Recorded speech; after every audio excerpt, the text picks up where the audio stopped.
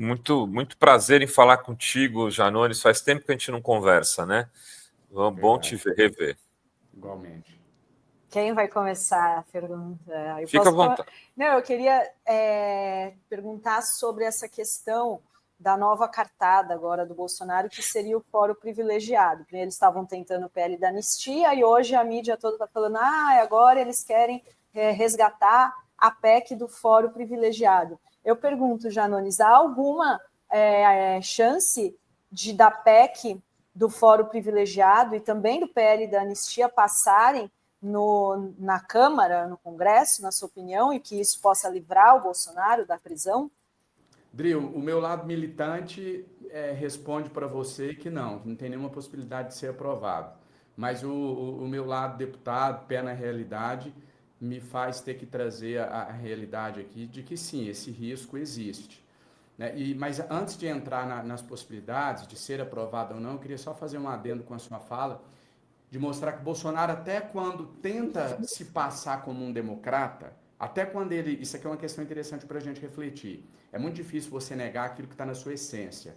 Até quando Bolsonaro tenta se passar por um democrata, negando que tentou tentativa de golpe de Estado, falando, né, a expressão que ele usa sempre, que sempre jogou dentro das 4 linhas da Constituição, até nesse momento ele mostra o seu viés autoritário. Por quê? Porque uma das principais características de uma ditadura é você interpretar aquela norma, seja um decreto, uma lei, da maneira que convém aos seus interesses. Bolsonaro faz isso, porque se a gente lembrar, o Bolsonaro de 2018 é um grande defensor da lei da ficha limpa. O Bolsonaro de 2018 julga a tudo e a todos, apesar de ter ficado 28 anos na Câmara dos Deputados sem produzir nada, né, sempre utilizando o máximo que pôde de cota parlamentar, de verba de gabinete, de salários e etc. De repente ele se torna um cara que defendia o corte de gastos, que defendia enxugar a máquina pública e que defendia, acima de tudo, a lei da ficha limpa. Agora, quando a lei da ficha limpa não lhe agrada mais, porque impede que ele seja candidato, ele já é contrário à lei da ficha limpa. Então é isso que esse pessoal defende, né? Eles defendem a interpretação da lei como melhor convém a eles. São oportunistas de momento, exploram as emoções das pessoas e, infelizmente, Dri, tem chance sim desse projeto ser aprovado. Eu tenho visto com alguma... Não estou dizendo que vai ser aprovado, eles ainda não têm maioria, mas eu estou querendo dizer que... Não vou dizer que a gente ligou o sinal vermelho, mas o amarelo já. E por que existe alguma chance desse projeto ser aprovado? Porque hoje existe uma narrativa única. E aí eu não estou desmerecendo aqui o trabalho da Fórum, porque eu também estaria desmerecendo o meu próprio trabalho, mas eu estou falando em via de regra. Claro que existem exceções, nós somos exceções, nós estamos denunciando, nós estamos mostrando a gravidade de se aprovar uma anistia, mas via de regra tem sido um debate de uma única via. Né? Um lado pedindo anistia, anistia, anistia, e o outro lado quieto. Então, isso tem feito o movimento crescer, mas também começo a perceber uma reação dos deputados da nossa base, dos senadores. Então, acho que é possível a gente conseguir conscientizar as pessoas da gravidade desse ato. O problema é que a expressão golpe de Estado é algo muito distante do brasileiro médio, né, da base da pirâmide ali. Então, o brasileiro médio, ele olha ali e fala, coitado daquele pessoal, só estava fazendo uma farra, só estava brincando. O nosso desafio é traduzir em uma linguagem popular para as pessoas o que é o golpe de Estado, o que o Bolsonaro estava tentando implementar, o que aquelas pessoas que estavam ali brincando com batom, escrevendo em uma estátua, na verdade, queriam. É muito interessante você falar disso, Janones, porque você é um dos caras que mais reflete sobre a chamada disputa de narrativas, né? A disputa de comunicação nas redes. Eu queria te ouvir, inclusive, sobre isso. Como que você está achando que o governo, se teve alguma melhora do governo depois da mudança do ministro Pimenta para o ministro Sidônio, se o governo continua perdido nessa batalha, porque era a tua avaliação, os partidos de esquerda, o campo progressista em geral, se ainda não acharam o tom, se vai dar tempo de achar, enfim, queria te ouvir nesse sentido. Renato, a minha visão é a seguinte: primeiro, não tem como a gente discutir com números.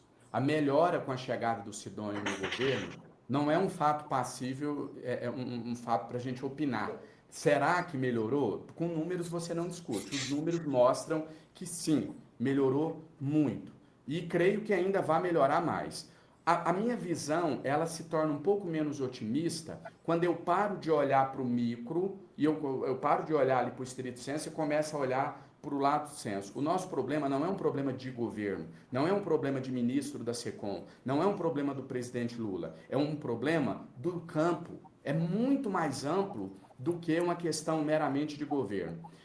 Diante do papel que a gente conseguiu desempenhar nas eleições do presidente Lula, teve pessoas muito empolgadas, num primeiro momento, emocionadas ali, e eu via muito nas redes sociais algumas pessoas colocando que, por exemplo, o Janones resolve isso, o Janones aquilo e etc. E eu não entendam isso aqui como, ele está querendo ser humilde. Não, eu reconheço a participação que eu tive, eu sei que eu contribuí para a vitória do presidente Lula, ok. Porém, mesmo naquele momento, aquela empolgação, logo após a vitória, todas as vezes que eu tive oportunidade de falar, inclusive aqui com vocês, eu sempre citava o seguinte: ninguém, não é eu, é ninguém tem o toque de Midas.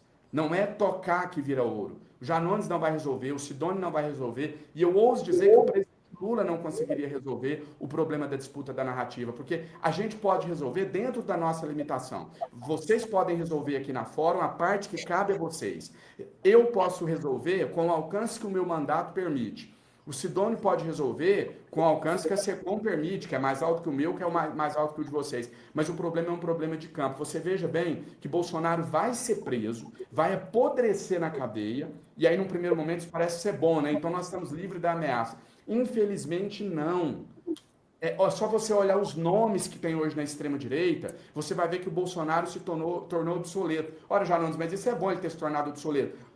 Seria bom se não tivessem outros 300 Bolsonaros na fila, pronto para colocar a mesma ideologia nefasta em prática. Então, o bolsonarismo não depende do Bolsonaro. O nosso campo depende do Lula. O campo deles não depende mais do Bolsonaro. O Bolsonaro é descartável, ele é dispensável. Pablo Marçal provou isso na eleição para prefeito de São Paulo. O deputado Nicolas Ferreira tem batido frequentemente no Bolsonaro, dá uma pancada e assopra. E isso não gera nenhum desgaste para ele. Todo mundo já percebeu. O monstro que o Bolsonaro criou, ou melhor, que ele representa, ele não criou, superou ele. É muito maior do que ele. A extrema-direita não precisa do Bolsonaro para sobreviver e arrisco dizer que não vai mudar nada. Ele vai ser preso depois de meses, esqueceram dele e pronto, e aí a gente vai continuar com Marçais da vida, com Caiados, com Tarcísios. Acho que o Tarcísio ainda nem é tanto assim, mas mostra ali também já essa face mais próxima do fascismo. Mas, enfim, o que eu quero mostrar a extrema-direita não depende do Bolsonaro. Então, aonde está, para finalizar, aonde está o nosso problema? É que eles criaram todo um campo, né, de circulação de notícias, de construção de narrativas. A gente não criou esse campo. Eles têm lá 300 pseudo-jornalistas que todo dia eles estão militando, estão brigando, estão jogando narrativas falsas e etc. Uma coisa que eu sempre tenho trazido também, cadê a classe artística? Sumiram. Porque, deixa eu entender, até 2022... todo dia até outubro de 2022, eu via vídeo de artista chorando, nós estamos sendo criminalizados, nós estamos sendo marginalizados, o artista não é criminoso, e é verdade, eu fiz coro com eles e concordo que eles merecem ter destaque, ter mérito, a Fernanda Torres acabou de mostrar isso, né? Mas por que eles pararam de militar depois das eleições? O Zezé de Camargo, lá da dupla sertaneja, está lá todo dia no meu Instagram me xingando e me ofendendo. Dei ele aqui de exemplo, mas tem 300. Eles estão militando, eles estão divulgando, eles estão se rebelando contra os julgamentos do STF. Cadê o nosso campo? Não é cadê o Lula, não é cadê o governo, é cadê o nosso campo? Jogadores de futebol do lado deles militam todo dia. Os jornalistas, os blogueiros, os deputados, os senadores, os canais. os canais de YouTube, tá todo mundo movimentando, os artistas do lado deles. E o nosso campo não, o nosso campo está esperando a eleição de 2026 para sair às ruas de novo. Aí, sabe o que vai acontecer? A hora que chega 2026, gente, mas olha, de onde surgiu isso? Surgiu da nossa negligência, surgiu da nossa covardia, surgiu desse vácuo que a gente deixou e que eles preencheram, porque na política e na disputa do poder não existe vácuo. Janones, eu estou muito à vontade para falar, porque não só eu concordo contigo, como eu venho falando muito sobre essa disputa aqui nos 2 anos na Fórum. Né? Porque não é mais sobre racionalidade, não é mais sobre disputa dialética, não, é sobre o controle do imaginário. E o controle do imaginário se faz com símbolos. E houve uma apropriação simbólica por parte da extrema-direita. Né? Se apropriaram da bandeira nacional, se apropriaram da camisa da seleção, se apropriaram do termo patriotismo e de outros diversos. E fizeram disso um campo de batalhas irregular. Porque quando eles lançam uma fake news, por exemplo, como foi a do Pix, né, todos vão na mesma sintonia, como se fosse uma ordem unida. Há ali uma regularidade, uma disciplina que é orgânica, que independe de qualquer outra coisa. E parece que o campo progressista não tem muito essa direção. Então eu queria te ouvir como é que a gente resgata a simbologia, como é que a gente resgata essa guerra semiótica e como é que a gente faz para ser orgânico, como é que o campo progressista faz para ter uma organicidade com a verdade, que é o nosso campo de trabalho, da mesma forma que a extrema-direita faz com a fake news. Felipe, por mais incrível que pareça, isso é simples de se fazer. Mas por que não é feito? Algo está impedindo que isso seja feito. Vamos lá, é indiscutível que bolsonarista é burro. Isso é fato. Chame, se quiser usar eufemismo, tem uma capacidade intelectual inferior, tem menos capacidade cognitiva, use o eufemismo que você quiser. Mas bolsonarista, via de regra, tem exceções? Tem. Mas bolsonarista é burro, o QI deles é muito mais baixo. Né? São pessoas que acreditam em terra plana, são pessoas que acreditam que não houve tentativa de golpe de Estado. Claro que tem também os maus intencionados, né? Eles sabem que aquilo é mentira, mas sustentam em nome de uma ideologia. Mas, via de regra, o bolsonarista é burro. Você raramente vai ver bolsonarista em um show de MPB, você não vai ver bolsonarista numa livraria, você não vai ver um bolsonarista em eventos culturais e etc. Então, o bolsonarista é burro. Bom, mas tem alguma coisa aí que não fecha. O nosso campo, ele goza de uma capacidade intelectual maior, mas a gente ainda assim perde o debate de narrativas, né? Disputa, melhor dizendo, de narrativas com eles. Por que isso acontece? E aí, assim, eu vou ser repetitivo, todo mundo já me ouviu falando isso aqui 1 milhão de vezes, mas eu ainda não consegui achar uma outra resposta. Bom, porque respondendo sua pergunta agora de forma mais direta, fiz essa introdução para dizer o seguinte, a sua pergunta é, por que a gente não consegue unificar, basicamente, a discussão? Né? É porque nós temos o mesmo tanto de soldado que eles, hoje existe uma polarização aí, pode-se dizer meio a meio, só que os soldados deles são engajados, eles entram, como o sistema que eu acabei de falar aqui, que eles construíram, né? Eles construíram todo um organograma ali que envolve, como eu citei, artistas, blogueiros, influencers, deputados federais, senadores, vereadores, deputados estaduais, envolve uma gama de segmentos. Ok. Por que a gente não consegue fazer isso? Eu não consigo achar outra explicação a não ser arrogância intelectual. E eu tive um evento com a Manuela Dávila há cerca de 15 dias atrás no Espírito Santo. Claro que a gente divergiu de vários pontos, mas esse foi um dos pontos unânimes, assim, que a gente falou, nós dois chegamos à mesma conclusão. Arrogância intelectual, não tem outra explicação. Eu não vou... Deixa eu te dar um exemplo meu. Existem conteúdos, por exemplo, eu acho o TikTok um desperdício, eu não gosto de TikTok. Só que eu não vou lutar contra a realidade, eu estou em um mundo, talvez o inadequado seja eu, o tiozão seja eu, o ultrapassado seja eu. Eu não vou discutir com a realidade. Se as pessoas ali gostam daquele vídeo simplesinho, de 10 segundos, de uma dancinha, eu tenho duas opções.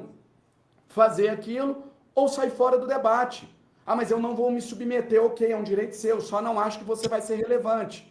Só que a arrogância intelectual, ela impede, primeiro, da gente entender as mudanças que o mundo sofreu. Segundo, a gente nos impede de entender o que significa seguir um direcionamento. Porque todos nós somos melhores que os outros, nós somos os donos da opinião. Então, quem que é o André Janones para ditar para o Felipe o que ele vai fazer? Não, o Felipe olha e fala, eu sou muito mais capacitado. O Janones está dizendo que hoje nós temos que falar de SAMU. Não, mas eu vou falar do Minha Casa Minha Vida. Porque eu não vou ser liderado. Eu tenho uma capacidade maior. Então, em algum momento, eu não sei dizer quando isso aconteceu, mas é óbvio que em algum momento da história, o nosso campo esqueceu que ser de esquerda é ir lá na favela, é ir lá abraçar a senhora que perdeu o filho no hospital por falta de atendimento, é brigar pelo alimento mais barato, é brigar, é entrar numa live, como eu faço todos os dias, e explicar para as pessoas como é que faz o empréstimo consignado, mas explicar que eu estou dizendo é desenhar. É falar assim, ó, se você tem um celular Apple, você vai entrar no Apple Store. Se for Google, você vai entrar no Google Pay, vai baixar. Minha carteira de trabalho digital. É desenhando. Isso é ser de esquerda. Arrogância intelectual não combina com a esquerda de verdade. Não está nas raízes ideológicas do nosso campo. Só que a gente se perdeu, a gente começou a achar feio falar nós vai, nós veio, falar o linguajar popular, descer o nível quanto precisa. A gente começou a achar feio, a gente começou a se achar intelectuais demais para esse tipo de abordagem. Então, na minha visão, é isso que falta. Falta humildade. E do lado de lá, Felipe, só para fechar, enquanto você perguntava, me veio um exemplo aqui muito idiota, até um exemplo engraçado, mas eu queria citar ele. Por que do lado de lá é fácil? Assim, também, eu estou fazendo no raio-x aqui porque a gente precisa melhorar. Mas, de fato, a nossa luta não é fácil, é uma luta ingrata. Porque a gente precisa entregar. Nós defendemos um Estado forte, um Estado que provê. Então, o Lula precisa entregar a Minha Casa Minha Vida. Ele precisa entregar um recurso na mão das pessoas. Ele precisa entregar um emprego para a pessoa poder trabalhar. Ele precisa entregar um diploma para o cara poder conseguir uma oportunidade melhor de trabalho. A esquerda, o campo progressista, foca na entrega. Sabe o que o Bolsonaro foca? Sabe o que a extrema-direita foca? Liberdade de expressão. Não custa. Liberdade de expressão não tem custo. Então, é você jogar, é a meritocracia disfarçada. Eu jogo tudo em você. Eu vou te dar a liberdade. Aí você vai ter que se virar, você vai ter que arrumar emprego num país desigual como o nosso, você vai ter que superar o racismo, você vai ter que superar a misoginia, você vai ter que superar o machismo, você vai ter que superar tudo isso. E se você não superar, eu te dei a liberdade. Aí, o problema foi seu. E aí o exemplo idiota que eu ia dar é só para dizer o seguinte, eu tenho um sobrinho, hoje ele já é um homem, já tem 23 anos de idade, mas quando ele era criancinha, esse exemplo veio aqui na minha cabeça agora, eu nunca usei. Ele tinha 3 aninhos de idade, fazia uma brincadeira com ele, né? Eu chegava e aí eu ia lá e fazia assim no nariz dele, aí falava assim, tirei seu nariz, Eric. Ele começava a chorar. Aí eu pegava e falava assim, coloquei seu nariz de volta. Pronto, ele ganhava o dia. Ele falava, nossa, meu time devolveu meu nariz. E ele ganhava o dia, ele ficava alegre quando chegava para as pessoas e contava, muito feliz. Por que eu dei esse exemplo? Eu não tinha tirado nada. Eu devolvi o que eu não tirei. Mas ele, na ignorância de uma criança, achava que eu tinha tirado algo. É isso que acontece hoje com a extrema-direita. Ela criou um fantasma, ela mentiu para as pessoas que o campo progressista, tirou a liberdade delas. E aí, o Bolsonaro está devolvendo aquilo que nunca foi tirado. Aí é muito fácil você manter isso. É a narrativa sustentando um governo, uma ideologia. E cabe a nós enfrentar essa narrativa com coragem, mas principalmente com humildade. Janones, e os algoritmos nas redes sociais, elas das Big Techs, hoje a gente sabe que a maioria, elas são controladas por donos alinhados à extrema-direita. Não há um favorecimento dos algoritmos também para esses discursos, né, essas fake news, esse discurso do extremista de direita? A questão da extrema-direita hoje dominar a narrativa nas redes é uma questão multifatorial, você não tem um ponto só. Esse que você falou é o maior de todos eles. Eu não trouxe ele aqui ainda porque, assim, eu vejo como... sabe aquela fala de, você não tem que dar o peixe, você tem que ensinar a pescar. Eu sempre falei assim, eu tenho que ensinar a pescar, depois que eu matar a fome da pessoa. Alguém que está 3 dias sem comer, não tem como pegar a vara, ele não vai conseguir sustentar a vara em pé. Então, é meio isso, fazendo uma analogia. A gente precisa chegar nessa discussão, a gente precisa resolver esse problema, mas eu preciso primeiro apagar incêndio. Hoje, o tempo passa e cada dia a gente está perdendo mais espaço na narrativa. Hoje é dia 28 de março. Eu tenho certeza que até o final do dia não vai ter nenhum projeto de regulação aprovado. Então, essas soluções que eu proponho, essas discussões que a gente traz aqui, são discussões imediatistas, que eu tenho total consciência que não resolve o problema em definitivo.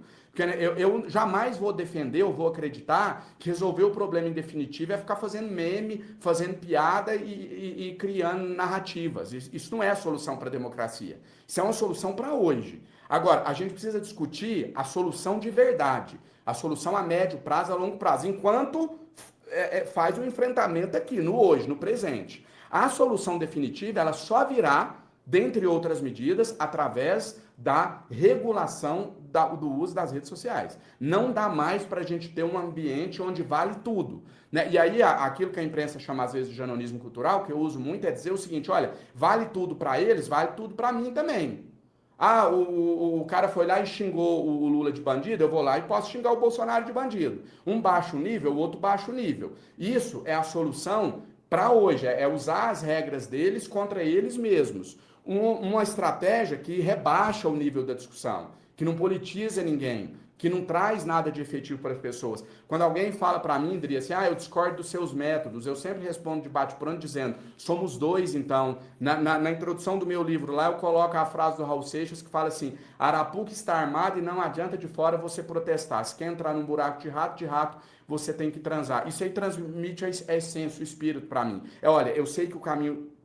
A solução não é esse aqui, mas me mostre outro mais efetivo hoje, porque eu de fato não conheço. Agora, a solução a longo prazo ela passa por uma conscientização. Conscientização a gente sabe que é um processo lentíssimo, mas que funciona. Né? Vou pegar um exemplo nada a ver, o uso do cigarro. Né? A gente sabe que um dos fatores para a queda no uso do cigarro, você vê que um fumante tinha orgulho de fumar em público, etc. Você vê filme dos anos 70, tinha muitas cenas. Hoje não tem mais. Um processo de conscientização, dentre outras medidas mais objetivas, mas um processo de conscientização que demorou 20, 30, 40 anos. Então, a conscientização ela é lenta, lentíssima. Aí seria uma solução a muito longo prazo, mas ela faz parte. E, paralelo a ela, a regulação das redes sociais. Sem regulação das redes sociais, a gente, ainda que tudo que eu prego seja aplicado, aí a gente vai ficar nessa baixaria pro resto da vida. Janones, o governo Lula, de repente, tomou um tombo na popularidade. Foi uma coisa meio estranha, inclusive. Assim. Foi uma queda de 10, 15 pontos em um mês, 20 dias. A que você atribui a isso? É a questão do preço dos alimentos mesmo, processo inflacionário na cesta básica do povo trabalhador, ou é algo mais, digamos assim, estrutural, né? Um desgaste da persona do Lula, que as pessoas já não sentem mais esperança, já não acham que ele deva se candidatar a presidente de novo, à reeleição. Isso nos coloca numa situação muito mais complicada do que ela parece hoje. Vou só anotar alguns pontos aqui para eu não esquecer esse último ponto que você falou sobre o desgaste da imagem do presidente, que eu quero falar sobre isso. É o seguinte, eu, em uma conversa recente com um integrante do governo, eu não vou citar o nome, mas a gente estava debatendo e essa pessoa disse assim para mim, com muito jeito, não era uma briga, não, era uma conversa produtiva, mas a pessoa falou, já não, eu entendo seus argumentos e tal, mas assim, eu acho que narrativa não é tudo. Eu peguei e respondi para ela assim, infelizmente, e eu falo isso com muita tristeza, narrativa é tudo. Ah, mas você está exagerando. Não, eu não estou exagerando. Narrativa é tudo. Hoje, narrativa é tudo. Tem um princípio do marketing muito antigo, eu ouvi isso a primeira vez, tem 20 anos, mas que nunca foi tão atual quanto agora, que é o seguinte, só existe uma coisa mais importante para um produto do que ele ser bom. É ele parecer bom. É a única coisa mais importante do que ser bom. E isso reflete o que é a comunicação política nos tempos atuais. O que tem de prefeito com gestão porca, podre, sem entregar nada, viralizando nas redes sociais, E eu não estou falando de A, B ou C, não, viu? Porque aí sempre tem que. Ele está mandando indireta para o Mangue. Quem dera fosse um caso, 2 casos, 3 casos. Eu estou falando de um fenômeno que ficou Brasil afora. Hoje, a moda, de ponta a ponta no país, é o prefeito TikToker.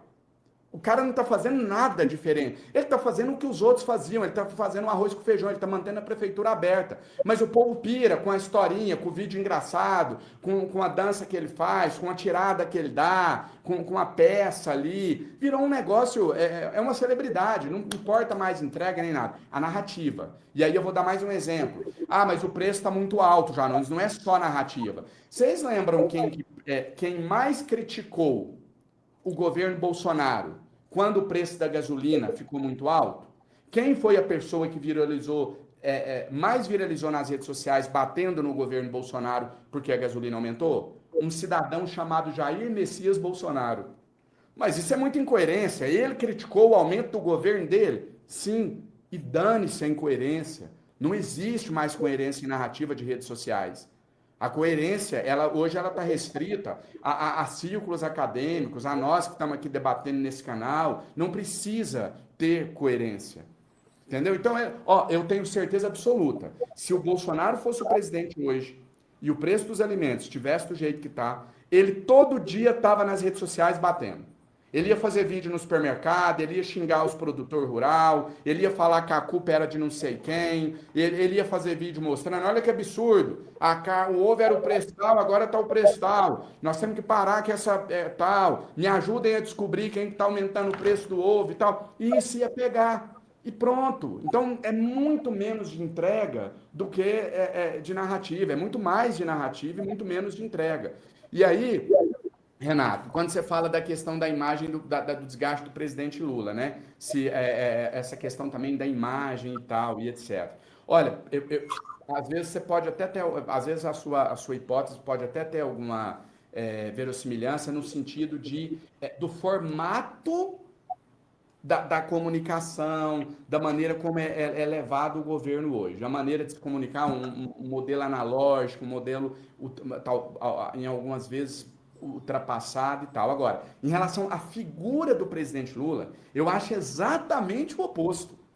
O presidente Lula só está com 40% das intenções de voto na pesquisa por conta dele. E eu tenho o meu Facebook, eu acho que é um dos poucos, se não o último Facebook de algum ator político no Brasil que ainda tem relevância. Continua sendo a minha maior rede social.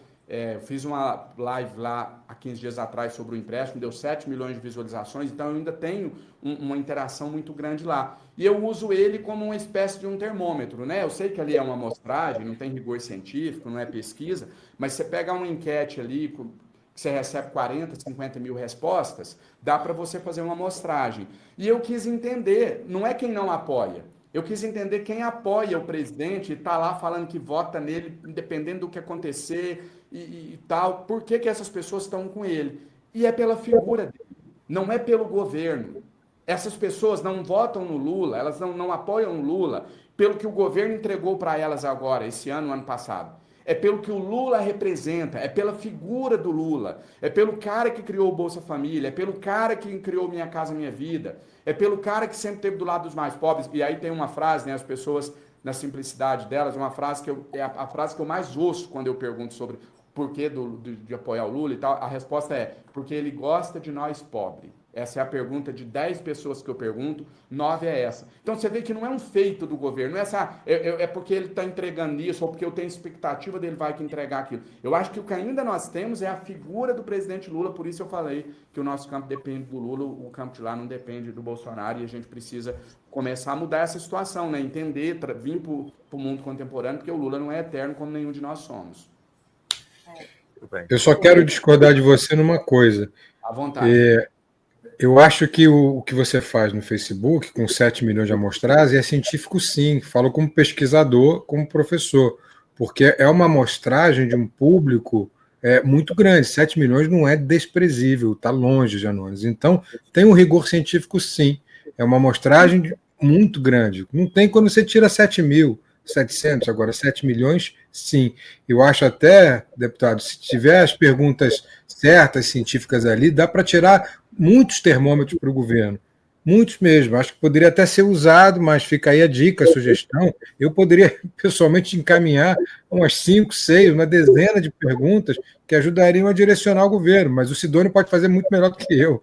É isso que eu estou dizendo. É científico, sim, tem uma amostragem relevante, não é desprezível. Só para contextualizar. Perfeito, Felipe. Obrigado pela colocação. E assim, você falou, né, 2026 tá aí, né? A gente tá agora, é um ano muito, né, difícil. E a gente vê que a extrema-direita, o Bolsonaro, eles já estão organizados. Na entrevista do Léo Dias, ele já estava citando quem vai ser candidato em cada estado, Senado. E eles estão mirando muito o Senado, né? Porque é onde pode ser aprovado o impeachment de ministro do Supremo Tribunal Federal. Você acha que o campo progressista está se organizando também para 2026 ou a gente só tem o Lula? E qual que é a sua avaliação eleitoral agora para 2026? Eu acho que a gente tem vários nomes, não acho que a gente só tem o Lula, mas nós temos um líder, né, é o maior líder popular da história desse país e que está no governo. Então eu acho que não seria natural a gente pensar em outros nomes. Quem tem que pensar em outros nomes são eles, né? Porque eles têm um que está prestes a se tornar presidiário, vai apodrecer por lá muito seguramente. Então eles é que têm uma encrenca para resolver em relação a isso. Agora, eu acho que a gente precisa ter uma conscientização maior da construção coletiva, sabe? Esperar menos do Lula e tentar perguntar onde nós podemos contribuir, entender que essa construção ela é coletiva, que essa luta não pode ser só de 4 em 4 anos. Né? Eles não descem do palanque, a gente não pode descer também. Então eu acho que é esperar menos do governo e mais de nós mesmos, de ter a coragem de fazer esse enfrentamento, deixar o elitismo de lado, a arrogância intelectual, ir lá dialogar com as pessoas mais simples e brigar com a narrativa. Vou dar só mais um exemplo aqui, Dri, em cima do que você perguntou. Tem lá agora a discussão se a pena da Débora é alta ou se ela é justa. Não existe a discussão se ela é baixa. E eu aqui não estou falando se é baixo ou se não é. Para mim é. Ela não tentou pichar uma estátua. Ela colaborou para implementar uma ditadura onde pessoas seriam mortas. Foi isso que ela fez.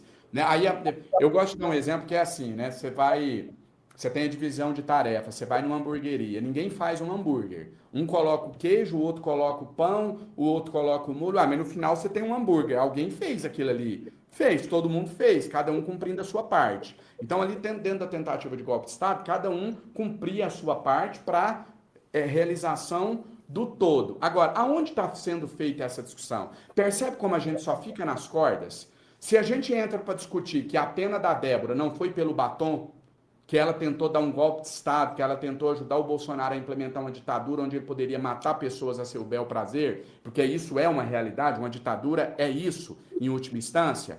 A discussão hoje, talvez na rede, seria assim: será que a pena da Débora foi muito baixa, foi justa ou foi alta? Agora, a muito baixa não existe. Por quê? Porque nós não ocupamos o lugar da narrativa. Quando alguém te pauta, você ou perde ou empata, você nunca ganha. Quando você pauta, é o contrário. Você ganha ou empata. Vamos para esse caso, por exemplo, da Débora. Se a gente pauta que o crime dela foi muito mais grave, ou a gente ia ter essa tese acolhida, ou predominante nas redes, ou a outra tese, a antítese, seria a que a pena foi justa, o que seria um empate. Ou seja, a gente ganha ou empata. Não, a gente deixa eles pautar. A pena foi muito absurda, ela só pintou uma estátua. Quando eles pautam, só tem 2 resultados possíveis. Eles conseguem dizer que a pena foi baixa, que ela só pintou uma estátua. A gente perdeu. A outra, a pena fica como está, empatou. Então, num cenário, você perde ou ganha, no outro, você perde ou empata. A gente precisa entender isso e ter coragem para enfrentar a narrativa. É isso. Tem umas perguntas aqui. Deixa eu só fazer a pergunta que muita gente está querendo saber aí, que é a questão do acordo que o Janones fez com o Ministério Público, né? Que virou, inclusive... Não foi com o Ministério Público, Janones? Foi, não, estou falando, à vontade, pode.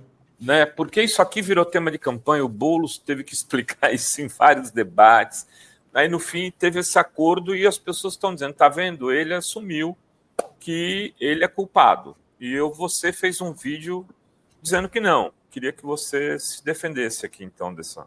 Renato, vamos lá. Eu vou responder primeiro diretamente, depois eu quero fazer só um paralelo dessa sua pergunta com o que eu acabei de falar da disputa de narrativas. O que é um acordo de não persecução penal? É o acordo que o Onyx Lorenzoni fez lá em 2021, em relação ao Caixa 2 para a campanha eleitoral. Um acordo que foi criado, foi introduzido no nosso ordenamento jurídico pelo pacote anticrime. O autor, quem propôs a criação da NPP foi o Sérgio Moro, que hoje é crítico da NPP, porque eu fiz a NPP. Ou seja, mostra aquilo que eu falei lá no início da entrevista. A lei é a bel prazer deles, eles usam o seu bel prazer. Ok. Um acordo de não persecução penal, você encerra o inquérito, o processo, antes que ele seja instaurado. Então, primeiro fato, eu nunca fui réu em nenhuma ação criminal. Segundo, eu nunca fui denunciado pela PGR. E por que eu não fui réu e nunca fui denunciado? Porque eu fiz um acordo onde eu fiz uma confissão circunstancial. A NPP não exige confissão criminal. Ela exige confissão circunstancial. O que é isso? Você confessar os fatos. E aí é importante frisar, a NPP que eu assinei foi proposta pela PGR, não pela minha defesa. A minha defesa em nenhum momento propôs nenhum acordo. A Procuradoria-Geral da República propôs um acordo, dizendo o seguinte: você confessa ter usado um cartão de crédito emprestado? Eu disse, sim, confesso. Eu utilizei um cartão de crédito emprestado. Pronto, ela colocou fim ao processo com essa confissão. É completamente diferente. Para você ter a prática do crime, você teria que ter o que a gente chama de ânimos delitivo, né? Você ter a intenção de cometer aquele delito. Eu assumi, mas por que? Aí tem muita gente que pergunta assim também, mas por que você confessou se você não devia? Porque isso eu devia, isso é uma realidade, eu confessei o que eu fiz. Mas por que você não negou? Porque se eu tivesse negado, eu estaria mentindo. Eu não poderia falar que eu não usei o cartão de crédito porque eu usei. Agora, isso não constitui nenhum crime. Não houve a confissão de nenhum crime. Isso não sou eu quem estou falando, está no processo. A minha vida foi devassada. A Polícia Federal quebrou todos os sigilos fiscais, bancários, telefônicos, tudo. Eles fizeram uma devassa na minha vida, na vida da minha família. Não achou nada. Não achou uma casa, não achou um apartamento, não achou um carro. Porque eu sou pobre, eu vivo do meu salário. Não acharam 51 imóveis, não acharam nada. Como eles não conseguiram achar absolutamente nada, eles acharam só uma coisa. Olha, você usou um cartão de crédito vinculado a um assessor. Seu detalhe, o cartão de crédito foi pedido no meu nome. Quem quer ocultar patrimônio, quem quer ocultar gastos, chega no assessor e fala, me entrega o seu cartão. Não, eu pedi um cartão no meu nome, o nome que estava no cartão era o meu. Foi tudo declarado, nada foi ocultado. Eu aceitei o acordo para acabar com o processo para encerrar. Eu não vou ficar me arrastando 10 anos na justiça como se eu fosse um criminoso, sem dever nada, vivendo do meu salário, sem ter uma casa para morar, sem ter um carro para andar, porque todo o recurso que eu ganho do meu salário, ele volta para a luta. Então eu não vou ficar sendo taxado de criminoso, de réu, tendo o meu nome comparado a Flávio Bolsonaro da vida, que comprou 51 imóveis, por conta de um processo onde eu sou acusado de usar um cartão de crédito emprestado. E no final, tudo se resume a isso. A sua fala foi para eu me defender, né, falar de maneira mais ampla, mas se ela tivesse sido mais curta, se eu tivesse só me perguntado assim, e sobre o crime que você confessou, eu ia te perguntar, que crime? Independente do que você falasse, eu ia te responder, mas que crime? Eu quero saber qual crime. Ah, ter usado um cartão emprestado? Ah, não. Isso aí eu confessei mesmo e fiz um acordo. Então, não me arrependo, faria novamente, não vou obstruir justiça, não vou negar o que eu fiz, não me envergonho. Cheguei na Câmara em um momento extremamente difícil. Sou de uma família pobre, filho de uma empregada doméstica, de um pai cadeirante que morreu quando eu tinha 10 anos. Não estou falando isso para me vitimizar, não. Estou falando que é a minha história. E ninguém vai apagar a minha história. Me formei advogado, trabalhando como cobrador de ônibus, e cheguei na Câmara sem nada. Pobre como eu sempre fui. Muito pobre. E aí precisei de um amigo que não foi nomeado, né? Porque normalmente o sistema operante do Flávio, por exemplo, nomeava gente para devolver salário. Um amigo de mais de 10 anos de amizade que quando eu entro na Câmara, vem trabalhar comigo, eu com o nome negativado, pedi a ele, você pode pedir um cartão de crédito no meu nome? Ele falou assim, posso, fique tranquilo, pode usar, isso não me dá problema nenhum, é uma pessoa que tem uma condição financeira muito estável, enfim. Agora, só para fazer o gancho, e aí eu vou finalizar, encerrar dessa parte, eu quero dizer o seguinte, por que que eu me calo? Por que que eu não entro nesse debate? Por que que eu não vou lá e não trago o exemplo do Onyx Lorenzoni, não mostro que eles estão sendo hipócritas? Por que que eu não falo isso aqui que eu estou falando para vocês? Por que que eu não mostro que, olha, tá aqui, quebrou meu sigilo bancário, eu não tenho patrimônio, eu não tenho uma casa, eu não tenho um carro para andar, eu não tenho nada. O Flávio está lá com 51 imóveis. Por que que eu não faço isso? Que eu não faço esse enfrentamento, já que eu não devo? É porque eu vou fazer esse enfrentamento aonde? Eu faço parte de um campo que não entendeu que a gente está numa guerra. Eu faço parte de um campo que se acha melhor do que os outros, que acha que pode apontar o dedo em todo mundo, que não tem coragem de enfrentar, que não tem coragem de defender, que não tem coragem de levar uma narrativa adiante, que não tem coragem de disputar a narrativa, que quando alguém vai lá e me chama de bandido, de ladrão e tenta me colocar no mesmo patamar do Flávio Bolsonaro, não tem peito para ir lá e defender. Não tem peito para ir lá e falar assim, mas que crime que ele cometeu? Usar um cartão de crédito e tal, não tem coragem. E aí, isso aqui não é, o Janones está reclamando da falta de apoio da militância. Quem dera se esse problema fosse só comigo.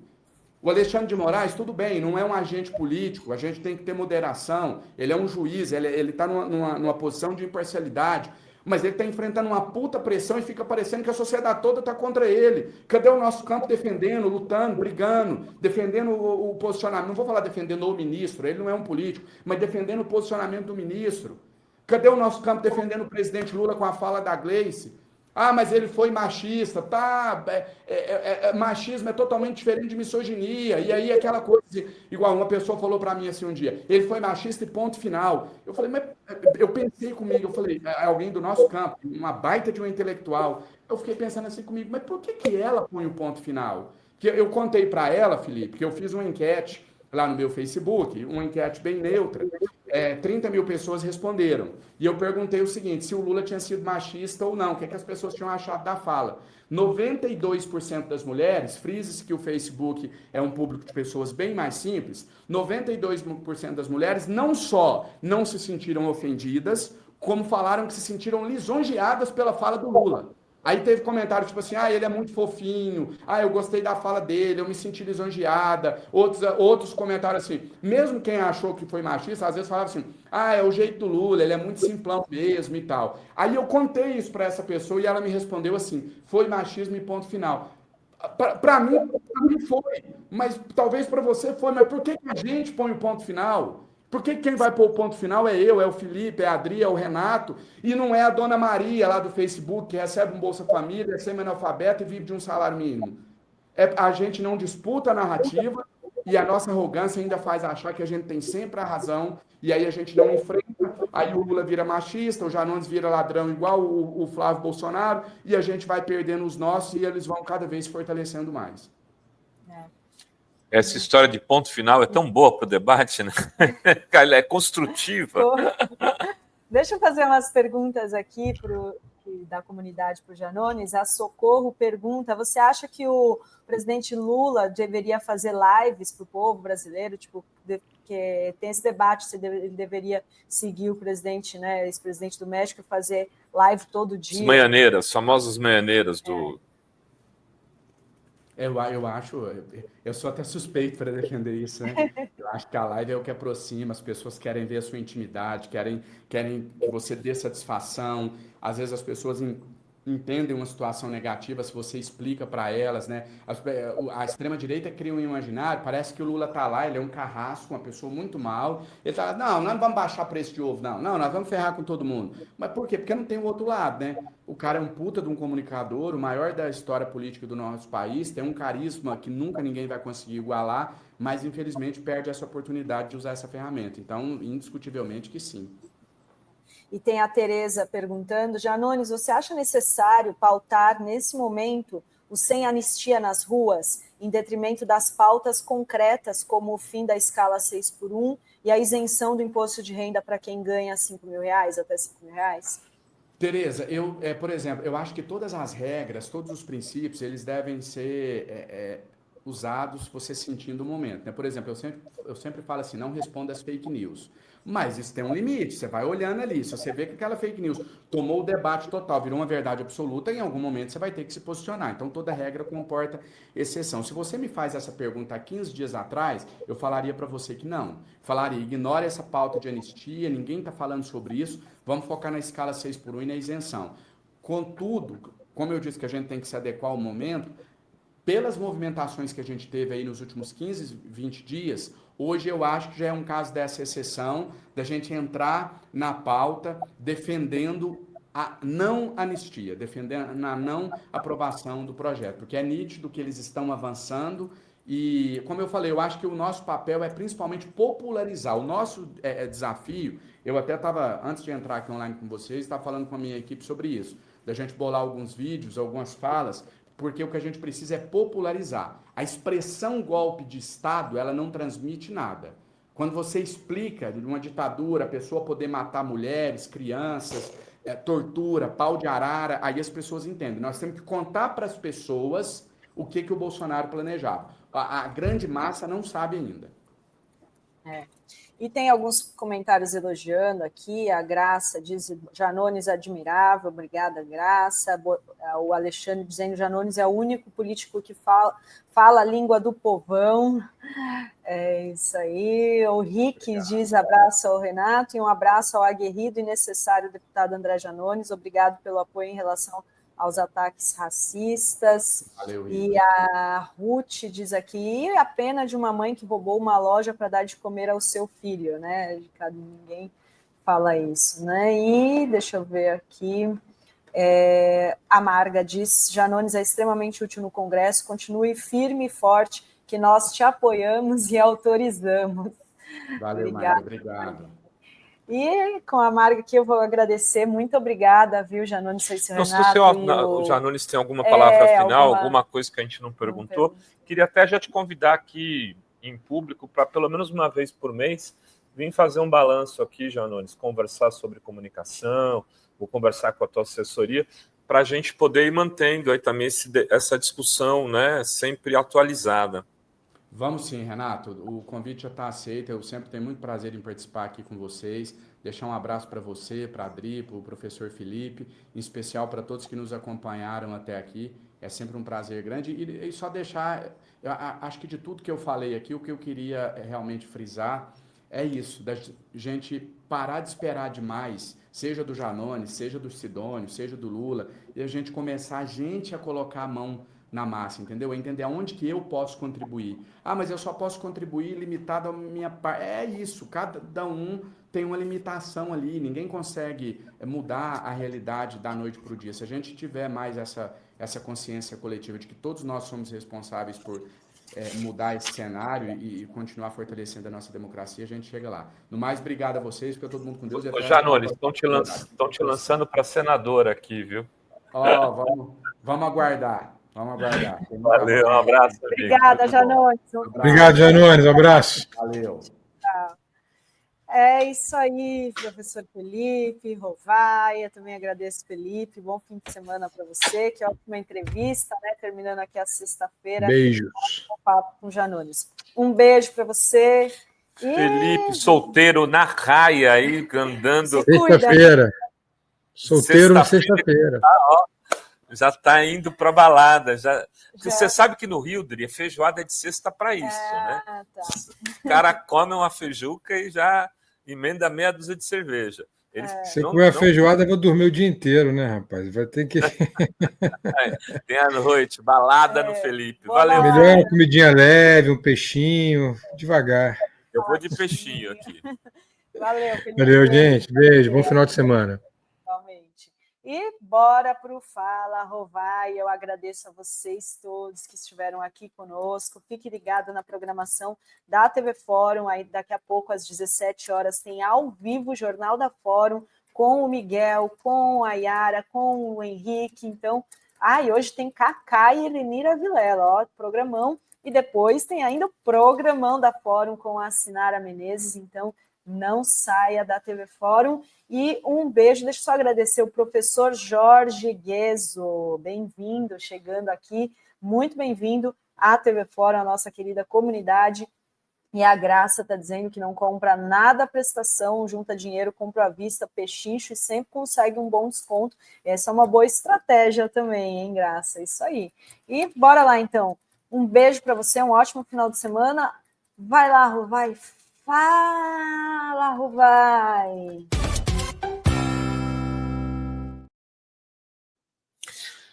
Fala, Rovai! O editorial do Fórum 11:30, queridas, queridos e querides. Eis que o julgamento de Bolsonaro lançou, catapultou uma nova candidatura presidencial. Sim!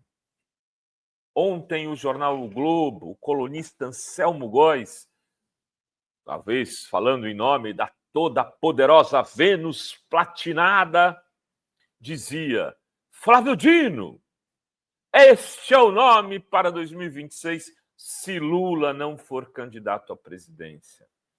E aí outros colunistas e blogueiros repercutiram o que, inclusive, nós adiantamos aqui há uns 3 meses, 2 meses, que o nome de que Dino já pensa nessa possibilidade, mas para 2030.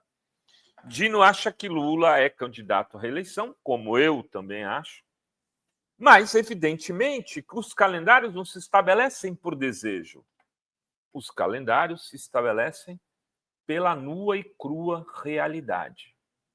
Lula, em podendo, será candidato à reeleição. Lula, em estando bem, será candidato à reeleição. Bem, tanto de saúde, como também de popularidade. Vejam, se a eleição fosse, se hoje fosse abril de 2026, muito provavelmente Lula pensaria 2 vezes em sair, em disputar a reeleição. Porque sua aprovação está ao resto do chão, quase. Coisa de 25%. É muito baixa, né? Uma aprovação de ótimo e bom de 25%. Há espaço para recuperação? Evidentemente que sim, e é grande. O governo tem lançado programas populares que eu imagino que já vão resultar em algum tipo de recuperação da popularidade no curto espaço de tempo, coisa de 1 mês, 1 mês e meio, 2 meses, lá para julho, junho. Por que digo isso?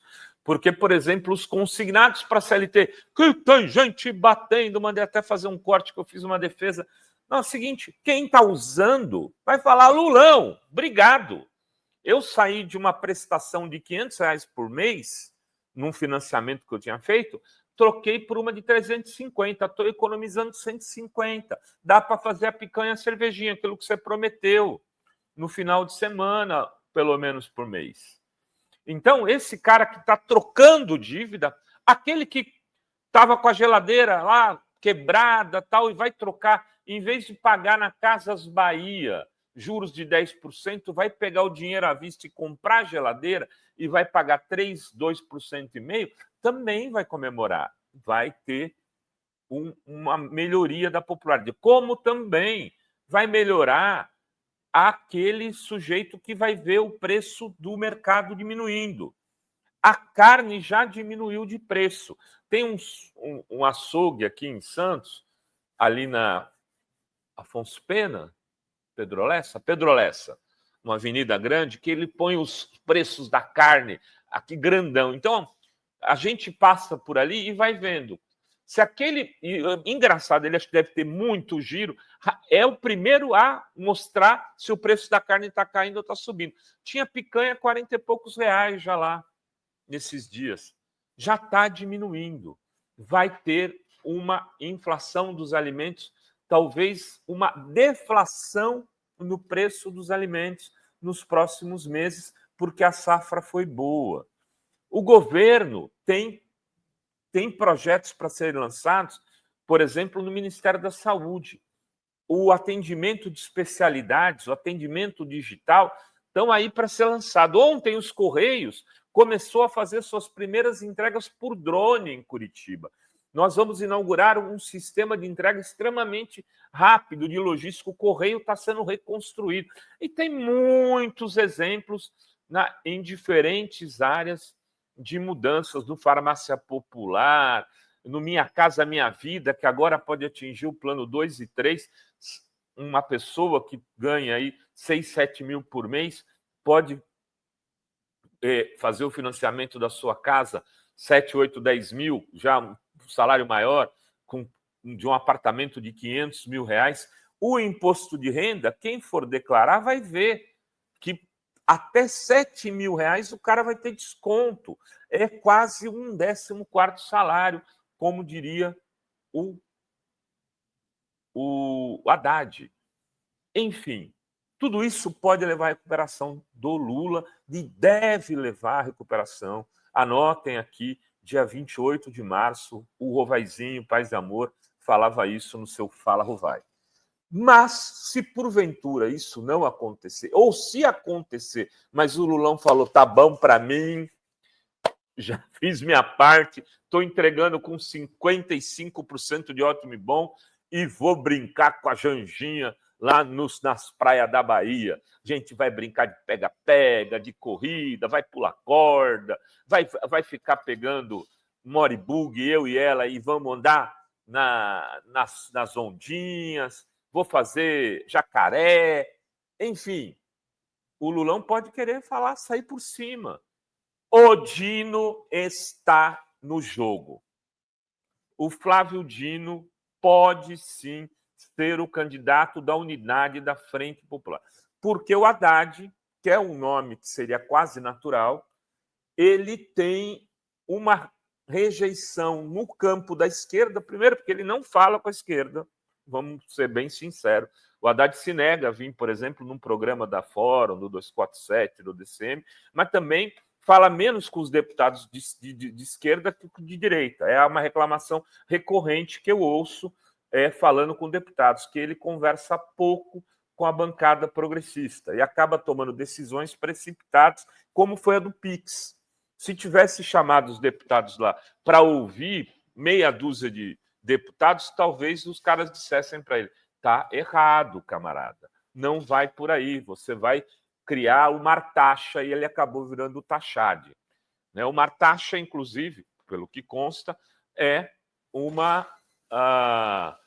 um apelido que lhe foi dado a Marta, mas as taxas foram criadas na secretaria do Haddad quando ele era assessor do João Sayad. Enfim, o Haddad tem dificuldades hoje para unificar esse campo a partir da esquerda, mas evidentemente, um nome forte também pode se recuperar, sim.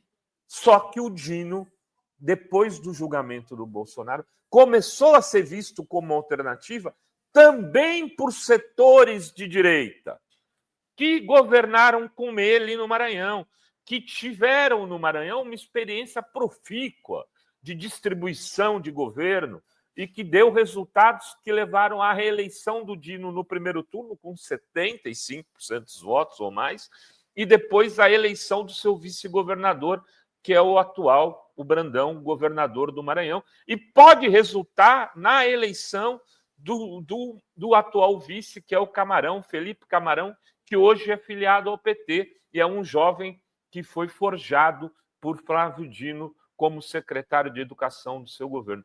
Vejam, para notar, eu estou dizendo aqui, Dino tem projeto para 2030, mas, evidentemente, que se o cavalo passar selado em 2026, ele pode ser o líder do campo progressista. Era isso que tínhamos para hoje neste Fala Rovai. Beijos, beijos e beijos.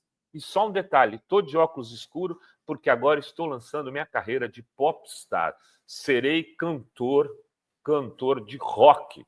de rock internacional. Vou fazer shows em vários lugares do mundo. Estou me preparando psicologicamente para isso. Beijos! Valeu!